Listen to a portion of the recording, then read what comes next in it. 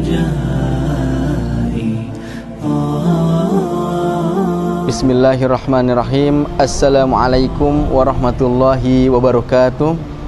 Qad aflaha man zakkaha. Sungguh bahagia orang yang menyucikan jiwanya. Pada suatu hari Rasulullah sallallahu alaihi wasallam pernah bersabda, "Innamal a'malu binniyat wa innamal likulli imri'in ma nawa. Faman kanat hijratuhu ilallah wa rasulih fahijratu ilallah wa rasulih. Wa man kanat hijratuhu lidunya yusibuha aw imra'atin yankihuha fa hijratuhu ila ma hajara ilaih." Rawahul Bukhari wa Muslim. Dalam sabdanya Rasulullah sallallahu alaihi wasallam menyatakan bahwa sesungguhnya segala amal itu tergantung pada niat, dan seseorang itu akan mendapatkan sesuatu sesuai dengan niatnya. Maka barang siapa yang niat hijrahnya karena Allah dan Rasul, maka dia dapat Allah, dapat pahala Allah. Dan barang siapa yang niat hijrahnya karena dunia, karena materi, atau karena ada wanita yang ingin dinikahi, maka dia hanya dapat dunia, dapat materi, dapat wanita, pahala Allahnya enggak dapat.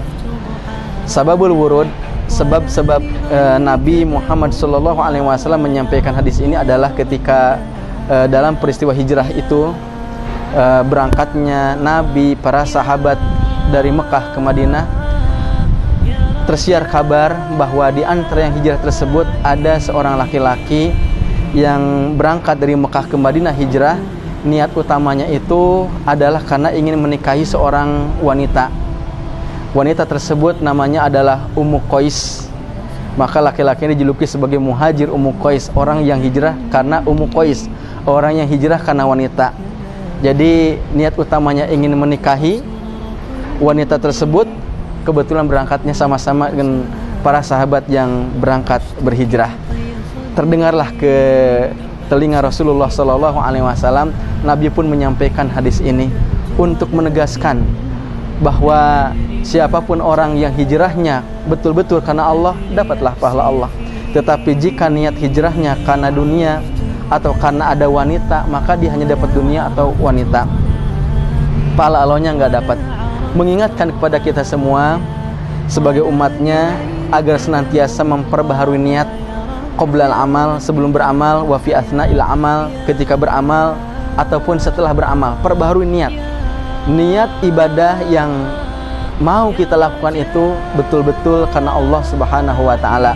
Terkadang ada orang-orang yang ketika melaksanakan ibadah sebelum beramal tulus, tapi ketika di tengah aktivitas amal tersebut mulai ada niat-niat yang lain selain Allah Subhanahu wa taala, ataupun ketika awal lurus niatnya, ketika melaksanakan ibadah lurus, ketika setelah beramal kadang rusak itu niatnya disebabkan karena ada hal-hal yang lain dan sebagainya. Di antaranya adalah riya, pamer dengan amal-amalnya. Masya Allah, niat adalah sesuatu hal yang sangat penting. Bahkan ibadah apapun yang besar nilainya, tetapi jika melaksanakan ibadah tersebut tidak karena Allah, tetapi karena manusia, bukan lagi mengejar ridho Allah, tetapi hanya mengejar ridho manusia, artinya riya, hanya ingin dapat pujian aja dengan beramal tersebut, maka mardud, ditolak. Karena syarat diterima amal itu salah satunya adalah tulus karena Allah Subhanahu wa taala. Oleh karenanya Ibnu Mubarak pernah menyatakan bahwa begitu banyak amalan-amalan yang besar tetapi kecil di sisi Allah disebabkan karena niat, dan begitu banyak amalan-amalan yang kelihatannya itu sederhana, kecil, tetapi besar di sisi Allah disebabkan karena niat yang tulus. Niat adalah sesuatu hal yang sangat penting. Sebelum kita melaksanakan sholat, sebelum kita melaksanakan puasa, sebelum kita membaca Al-Quran, sebelum kita bersolawat, sebelum kita berzikir, sebelum kita melaksanakan ibadah umrah, sebelum kita melaksanakan ibadah haji, sebelum melaksanakan aktivitas-aktivitas amal apapun, hendaklah memperbaharui niat kita bahwa amalan yang akan kita lakukan ini adalah betul-betul karena Allah Subhanahu wa taala.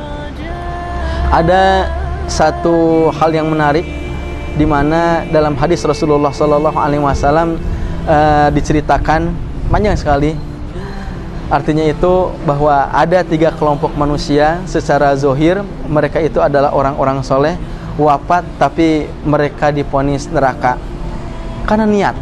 Yang pertama adalah seorang qori, pembaca Al-Quran, orang yang sibuk dengan Al-Quran, hidupnya diisi dengan Al-Quran, ngaji Quran, belajar Quran, ngajarin Quran, pokoknya sehari-hari Al-Quran, tiada hari tanpa Al-Quran, divonis neraka. Kemudian pada saat itu di hari kiamat protes pada Allah Subhanahu wa taala, bertanya, "Ya Allah, kenapa aku divonis neraka padahal aku di dunia sibuk dengan Al-Quran?"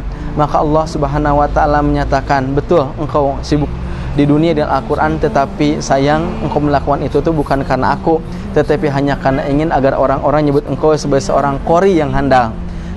Neraka. Kemudian yang keduanya adalah orang yang suka membantu orang yang kesusahan, artinya dermawan, hartanya habis membantu orang-orang yang susah, tapi divonis neraka juga, protes pada Allah Subhanahu wa taala. Kemudian Allah Subhanahu wa taala menyatakan pada orang tersebut, "Betul, engkau di dunia sibuk membantu orang yang kesusahan dengan hartamu, tetapi sayang engkau melakukan itu bukan karena aku, tetapi hanya karena ingin agar orang-orang nyebut engkau sebagai seorang dermawan." Udah dilemparkan. Kemudian yang ketiganya adalah orang yang mati di medan juang membela agama Allah, divonis neraka juga, protes pada Allah. Kemudian Allah Subhanahu wa taala menyatakan, "Betul, engkau di dunia sibuk dengan perjuangan membela agama dan engkau pun wafat dalam perjuangan tersebut, tetapi sayang engkau melakukan itu bukan karena Allah, tetapi hanya karena ingin agar orang-orang menyebut engkau sebagai seorang pejuang saja." Nauzubillahi min dzalik. Oleh karenanya melaksanakan ibadah adalah sesuatu yang butuh perjuangan, tetapi yang lebih butuh perjuangan itu adalah senantiasa menjaga ketulusan hati kita, bahwa apa yang kita lakukan, ibadah yang kita kerjakan, perjuangan apapun yang kita lakukan untuk membela agama Allah ini adalah karena Allah Subhanahu wa ta'ala, bukan lagi karena ada niat-niat yang lain. Barakallahu li wa lakum. Wassalamualaikum warahmatullahi wabarakatuh.